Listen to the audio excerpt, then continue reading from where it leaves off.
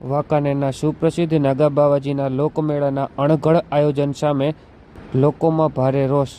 બાબતે પ્રાપ્ત માહિતી મુજબ વાંકાનેર શહેરમાં સુપ્રસિદ્ધ નાગા બાવાજીના મંદિરના સાનિધ્યમાં દર વર્ષે શ્રાવણ નોમના દિવસે લોકમેળાનું આયોજન કરવામાં આવતું હોય છે. જે લોકમેળાનું આ વખતે પણ નગરપાલિકાના ગ્રાઉન્ડમાં જાહેર હરાજીથી ખરીદદારો દ્વારા આયોજન કરવામાં આવ્યું હોય, જેના અણઘડ આયોજન મામલે લોકોમાં ભારે રોષ જોવા મળી રહ્યો છે.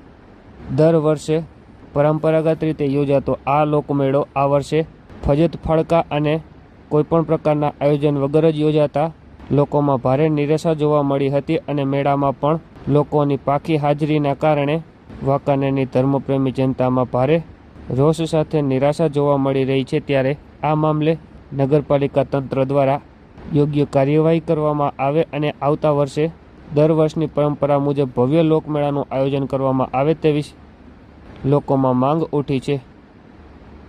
વાંકાનેર નગરપાલિકા અને વાંકાનેર શહેર જે વાંકાનેરના સ્થાપક નાગા બાવા જે અને શાહ બાવા સ્થાપક છે, તો એના મેળાનું વર્ષોથી દશેરાનું મહત્ત્વ હોય છે.